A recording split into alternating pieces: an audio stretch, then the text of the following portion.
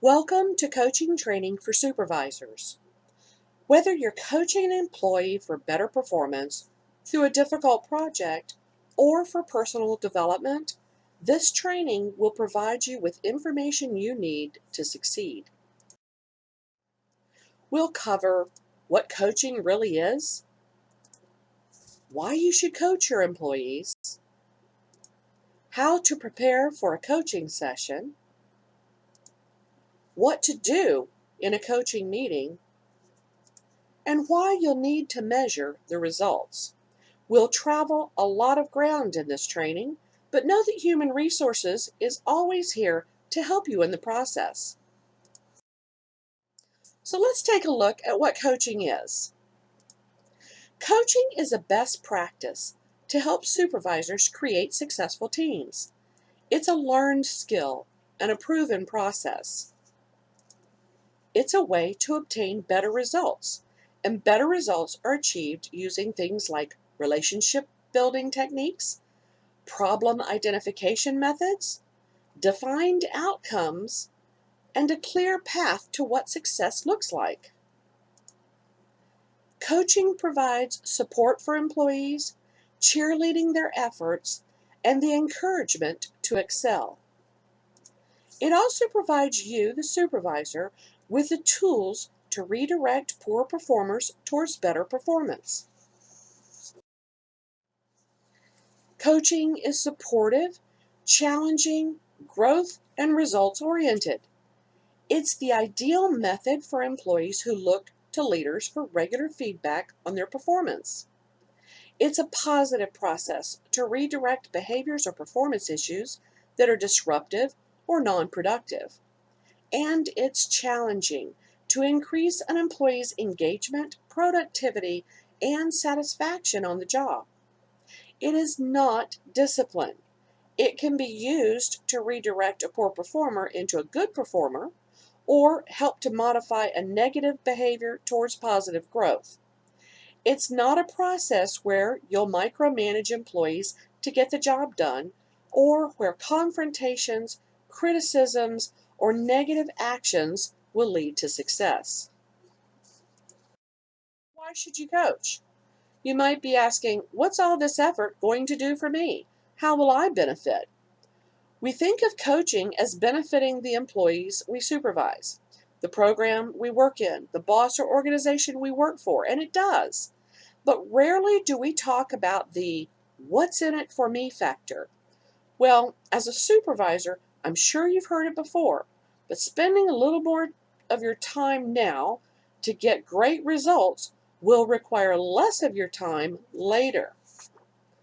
Because once you've learned the process, created your building blocks, practiced your coaching style, less and less of your own time will be needed to put out fires, perform discipline, or feel like you're always in a crisis management mode. In the end, not only will this process save you time, but more importantly, it will save you personal energy. And ask yourself, and once you have more time and personal energy, what does that feel like? Ask yourself how you can benefit, how your boss will benefit, how your team will benefit, how your program's going to benefit, how your organization will benefit. When you save your personal energy from events and situations that your employees can handle on their own and handle well, you're in a place to spend that energy on leading your team. And you are a leader in this organization, and coaching is a major building block to help you succeed. You'll be able to lead your team by supporting their efforts, challenging their development, and building their confidence. Leading your team will give you the opportunity to grow as a leader and share that growth with others. So where do you start? Over the next few minutes, we'll cover 5 areas that will prepare you to coach. First, by preparing you, the coach. Second, by building relationships with your team. About creating assessments on each of your employees. How to break some bad habits. And developing a coaching framework. The first building block in preparing you is honesty. Are you honest with yourself about yourself? Can you honestly identify what your leadership style is, what you normally use? Are you a cheerleader or a tyrant with a smile, or something in between? If you don't know, ask around. Believe me, someone will tell you. What are the perceptions out there about your style? Are you controlling or are you empowering? Take a look at the screen. Which end of the arrows do you spend most of your time in when interacting with your team? Remember, be honest with yourself because your coaching results will be directly affected by your leadership style. With coaching, the further your style is to the ask side of the arrow, the better your results will be. So if you need to be asking questions, what kind of questions should you be asking? Well, a little later in this training, we'll spend some time on question types and tips that will help you to develop this skill. But for now, let's just focus on your style. By looking at the screen, you might be thinking that a controlling approach or the telling side of the arrows shouldn't be used if your goal is to have your style closer to the asking side of the arrow.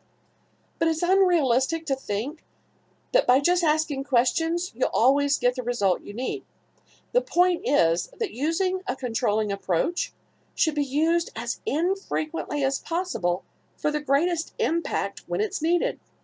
It's like that high importance exclamation point that people use in emails. You know how you feel about the email sender who sends all of their emails that way. After a while, it loses its effectiveness, and you eventually ignore those emails as important from that sender. And always telling your employees what to do and when to do it can quickly demotivate and cripple their performance. It can quickly use up your own personal energy, leaving you feeling deflated. You might initially feel a power surge by telling your employee what to do and when to do it, but it's not really long lasting, and you'll have to spend your own personal energy in the process. So, part of preparing to become a coach includes learning how you can move to an empowering leadership style. Adopt the traits of a good leader who promotes employee empowerment. Some simple ways to accomplish this are: show respect for yourself and your employees. Be accountable for the things you say and do, and expect the same from them. Listen to what your employees have to say, and I mean really listen. Don't interrupt, just take notes. Show sincerity in dealing with your employees. Be a good example of discipline in the workplace. Don't expect them to be on time if you're always late. Avoid taking credit for team accomplishments. Communicate regularly and effectively. This is big. Communicate constantly. Every couple of hours, you need to be communicating with each and every one of your employees. Focus on having a positive winning attitude. There is nothing more frustrating than to have a supervisor come in to the office grumbling and complaining. They're tired, they're stressed, they're overworked, and you, as the supervisor, have now just spread that to the entire team. Keep asking, what are the key traits of highly effective leaders? Make a list and build on it, and then develop those skills. I'll provide more ways to move in that direction during this training, but no matter where you find your style on the arrow line right now, the more you coach, the better you'll get at it, and the chances are you'll become a very good, empowering leader. So what else do you need to do to prepare yourself to coach?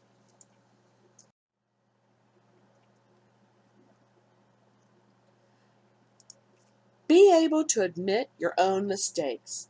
I know this sounds cliche, but so much of the complaining heard between employees is about a supervisor who refuses to admit their own mistakes, or will admit to it begrudgingly, or maybe browbeat the staff when they make the same mistake. Be consistent. Telling the employee the process is to tie a bow on one day and then telling them the process was to tie a knot on the next day can leave an employee fumbling around in the dark searching for a leader. The more consistent you are, the better you'll relate to your team and the better coach you'll be.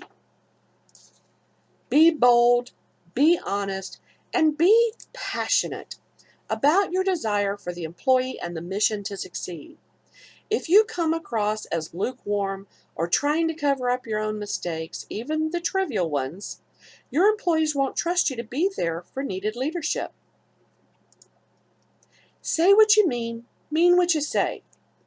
There's nothing more frustrating to an employee than a supervisor to say one thing when they really mean something else. This is most often seen when we establish employee goals, or maybe to set a deadline for a project, and then when it's met by the employee, the supervisor fails to give it any attention for days or longer. Or a supervisor sets a deadline and then moves the deadline up because they didn't properly plan their own time. It tells the employee not to trust your deadlines. And finally, you don't know everything. Be willing to admit it. Believe me, no employee expects their supervisor to know all the answers, but you can certainly help the employee ask the right questions or research for the answer. Remember, a real coach is committed to learning more about coaching so you can convey messages clearly and concisely.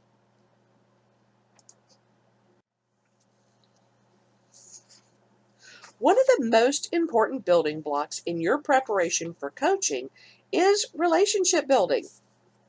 A lot goes into relationship building. Think about relationship building in your own family. It's not just a one-time event. It's an ongoing, ever-changing, constantly updating process, and it's hard work. So how do you relationship build? Well, you really get to know your employees. Do you really know them? Don't be afraid of personal information. No, you don't want to pry. But when an employee shares that they have 3 kids, be interested. Get to know your employee's personal and professional self. Anything and everything you know about your employee will help you coach them better. For example, it wouldn't be realistic to suggest that an employee take an intensive leadership program with travel if the employee is taking care of an elderly parent alone. This doesn't mean get drawn into their personal life or their drama. Just be aware and recognize that we don't work in a vacuum. Personal lives enter into and affect professional growth and performance. Do you know what makes your employees tick? Soon, you'll make some assessment about your employees to prepare you for coaching sessions. So use your observation and listening skills. Ask your employees, ask your team, ask your supervisor about their observations. Making assessments will give you a head start in the coaching process. Trust is a must. Coaching should be in a non-threatening and safe environment for your employees. A place that creates a safe thinking environment. Your ability to let the employee talk out really wild ideas, problems that you don't think are problems at all, or solutions that you know won't work, is important in building a trusting relationship that allows for personal and professional growth. As coach, you'll need to accept the employee right where they are. Allow the employee some space where vulnerability can be expressed without negative judgment, bias, or preconceptions. I know that's a very tall order, but it's one that's necessary in this process. Do you really care? Are you genuine? Do you really care about this employee, their improvement, their success, their growth? You can bet your bottom dollar that if you don't, your employee knows it. Maybe it'll come out in your preparation or lack thereof, or a lack of your attention at a critical point, or when you subtly threw them under the bus at the last staff meeting. Fake it till you make it doesn't really work here. So where do you go from here? You know a lot about your employee now. There's a trust relationship, and you really care about their success in the organization. even if it's because it'll make your job easier. Next, you'll want to spend some time with what you've discovered about your employees. You'll make an assessment. So, how do you do that? Well, you have to answer some basic questions about the employee that you will coach and write down your observations of their performance or behavior that you want or need to coach them on. You'll be assessing key characteristics that influence an employee's performance, growth, and success. You'll want to identify the employee's strengths, weaknesses, abilities and skills, their needs, motivators, and demotivators. This isn't an easy task and it will change over time. So it's something you'll want to update regularly. Start with the immediate need. What is it you want to address with the employee? Where is the employee's performance right now? Or what project do you want to give them? What skills are they using? What skills will they need? What skills to obtain to perform better or complete the project successfully? What behaviors need to be modified? How will you identify them? Write your assessments down.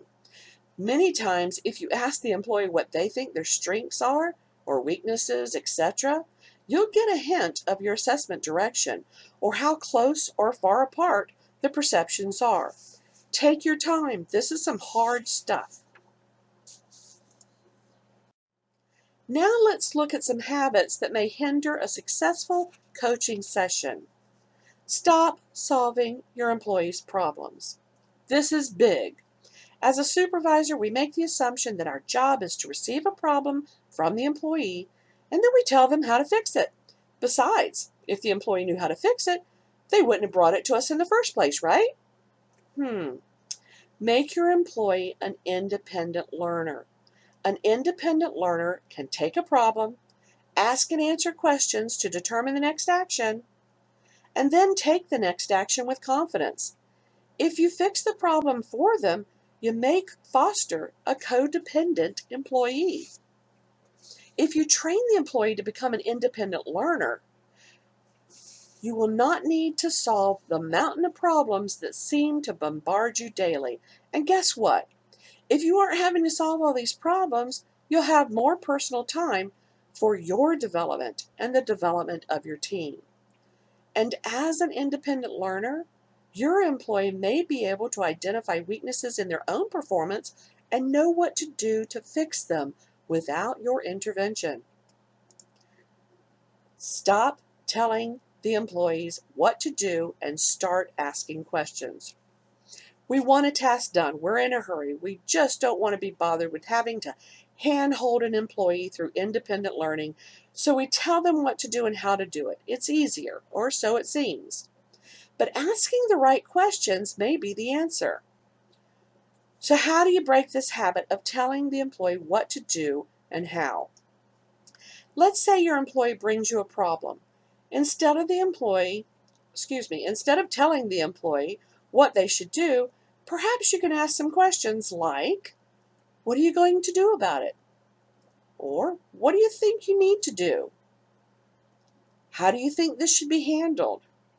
What options do you have? Have you thought of any other options? Once the employee offers an answer to what they're going to do, you might ask, and how do you propose to do that? Or, what results do you think that will bring? These are some examples of some coaching questions. Stop multitasking. I'll be blunt here. Don't check your email or voicemail when you're in a coaching session. Make the employee a priority. Make eye contact and truly listen to what they're saying. Give them your undivided attention. I've seen and heard an employee ask to discuss an issue with a supervisor. The supervisor says, sure, have a seat. Then a minute or two into the discussion, the phone rings, and the supervisor politely excuses the interruption, answers the phone, and they think this is okay. Then back into the conversation with the employee for a few minutes, and someone taps on the door, or an email pops up that supposedly needs immediate attention. You know the scenario, we've all had the experience. And you may be thinking right now, I don't do that. You might be surprised just how often you do that. It's become so commonplace that we don't even notice it. Like driving hypnosis, except now it's multitasking hypnosis. And what it does to the process is that it undermines the employee's engagement and they may feel undervalued. Stop talking to the mirror. We tend to speak to employees as if their behavioral style is similar to our own. Let's take a girl named Kimberly. She's extroverted, speaks fast, and has an outgoing personality. Her direct report, Bob, is introverted, thinking oriented, and less emotive.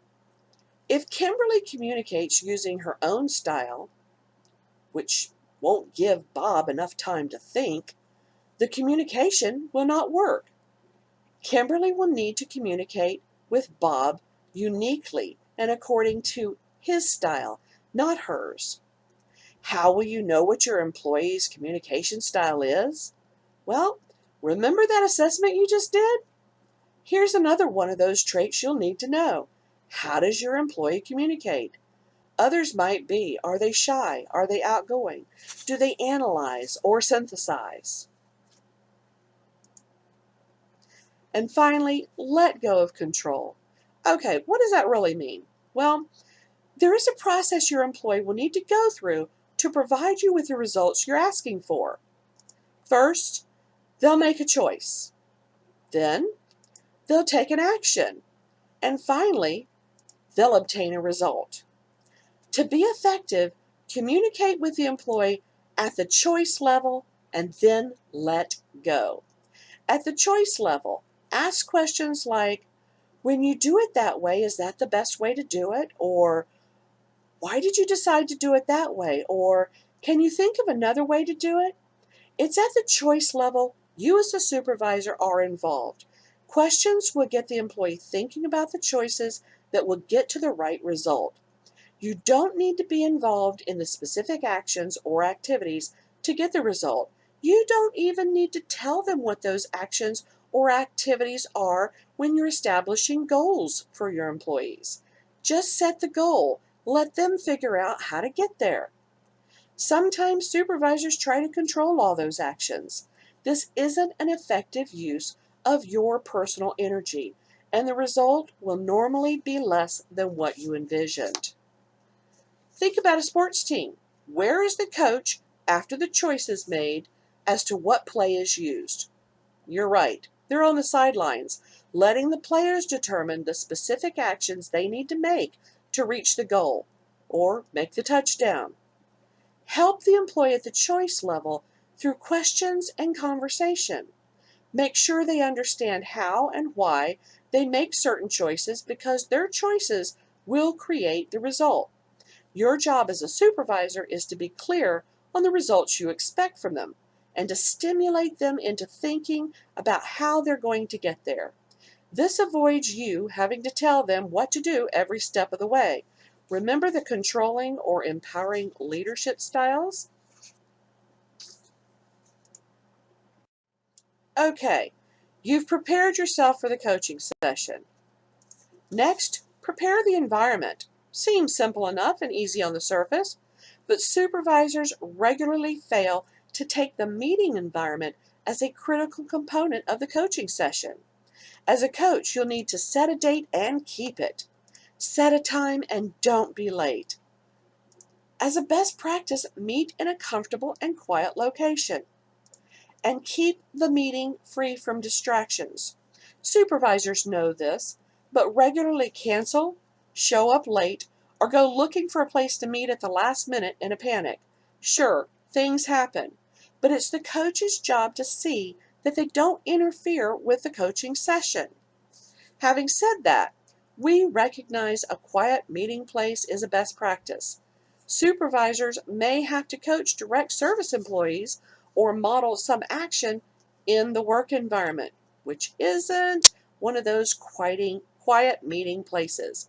So if this is the case when you coach, do your very best to keep yourself and your employee focused on the coaching activity.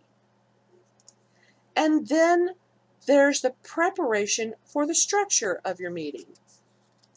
Have an agenda prepared in writing, and remember to make a copy for the employee when you sit down for your meeting. If you fail to be totally prepared, it could demotivate the employee before you even begin and indicate you're not really serious about their success. Have you identified what you want to accomplish in this coaching session? Identification of the goal, the end product, what you want the result to look like, is the most important item needed. Can you clearly articulate goals and/or outcomes? Make sure it's on the agenda and that it's clearly stated. Establish a time frame for coaching the employee to meet the goal, whether that's coaching an employee through a performance or behavior issue, a project, or professional development. Have an end date for your identified goal. Have some questions developed to get the employee thinking and talking, and then listen carefully to the answers so that you can ask follow-up questions during the meeting. And before you end your meeting, have a firm follow-up date to review results achieved since the last coaching session. A lot goes into preparing the framework for a coaching session, but what about preparing for the coaching conversation? What about those effective coaching questions? We're going to discuss some of those. So what are effective questions and why are they important? Well, effective coaching questions are always, always, always open-ended and will tease out information that's not normally revealed with standard questioning. You may ask a question and the employee may go all the way around the information, but never quite get you to that information you needed. Or they may give you the one-word answer, yes or no. And is that really what you wanted to hear? Effective questions should yield answers that, number one, identify the primary problem or issue. Number two, identify the optimum outcome or goal. And number three, identify a possible solution or path to get to the outcome. Using open-ended questions will give you more than the yes or no answer. It requires the employee to put some thought into the answer. But how do you develop effective open-ended questions? Well, let's take a look at a scenario of a coaching conversation between a professional coach and an employee that uses effective open-ended questions to help us understand what they really are. First, the coach asks, "Why do you think your boss suggested coaching for you?" The employee, "I don't know." The coach, "But if you did know, what reason would your boss have in mind, and what change do you think your boss would like to see?" Employee, "Maybe to get along better with people." Coach, "And why might she want you to get along better with others?"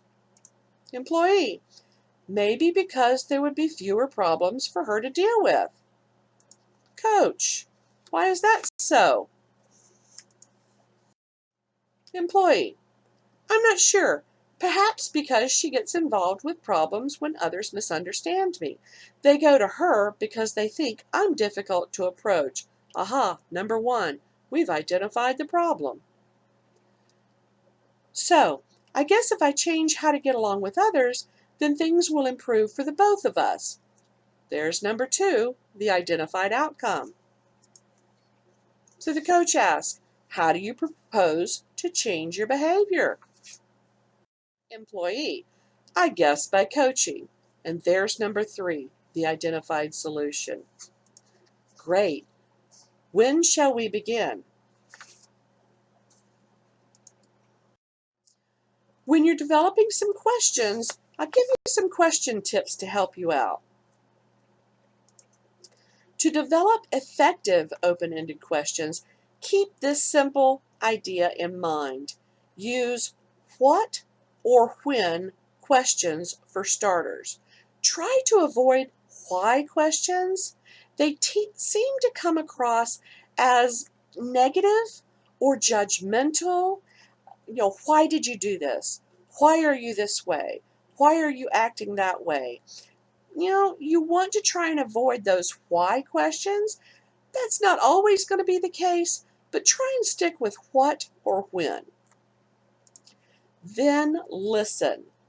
It's critical to listen attentively in order to formulate the next effective open-ended question, but always have a few starter questions developed. And ask yourself the question to see if you can answer with a yes or no answer. If you can, rephrase the question so that you can't. Remember, you're helping your employee become an independent learner, to think differently, and provide you with reliable results which will free up some of your personal energy. So take a look at the 4 questions on the screen and identify which one is an open-ended question.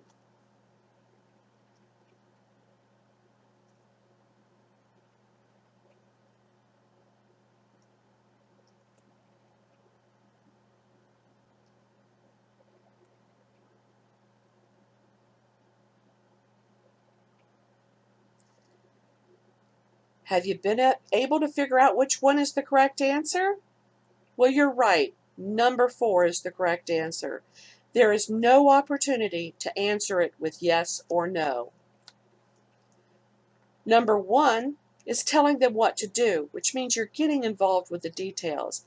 And again, it's not open-ended because you can answer it with a yes or no. Same thing with questions 2 and 3.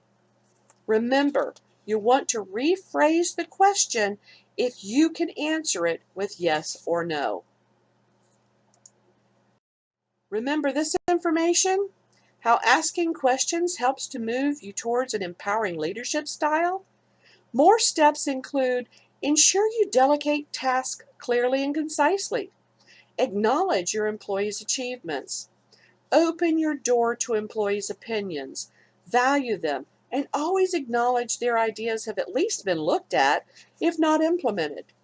Promote any training for optimal performance. Allow employees the freedom to define the methods by which they accomplish the task that you've given. Invite feedback from your employees by asking them how you can aid in their being empowered. Be willing to do what you ask them to do. So, are you ready? Is your assessment complete? Are you committed? Have you set up your environment? Do you have an agenda? Is your agenda specific? Do you have the goal identified? Can you answer the question, what do I want to accomplish in this coaching? Have you developed your open-ended questions? Well, then it's time to coach. If you're coaching for improved performance or behavioral improvement, use the record of coaching form found in the corporate library. This form will need to be sent to the HR department once your coaching session or sessions are completed. Additionally, there are further resources about coaching which summarize many of the topics discussed in this training that are also located in the corporate library to assist you. And remember, human resources, the entire team, is available to help you through it. Now you've been coaching your employee through a particular project and the project has just been presented to you, or you have coached the employee through a performance issue and you've reached the end of your established coaching time frame. Make sure you measure, evaluate, and review the results. This is an important step because if you skip it and there was something you missed in your coaching, it'll be missed in future coaching sessions as well. Or perhaps an evaluation session with your employee will reveal something that worked so well, you'll want to consider ways to incorporate it into any other areas it could be used in. Ask yourself these questions. Did your coaching provide the results you expected? Was the goal of each coaching session reached? Was the goal of a particular project met, or did the coaching help improve performance for the employee, or maybe even for you? If you have trouble finding ways to measure and evaluate, Run an internet search to find simple techniques to use based on your particular situation. Consider taking measures of the outcomes of coaching from different perspectives. Again, if you have any questions on coaching, the process, please contact the Human Resources Department. We'll be happy to assist you. Thank you for taking this training.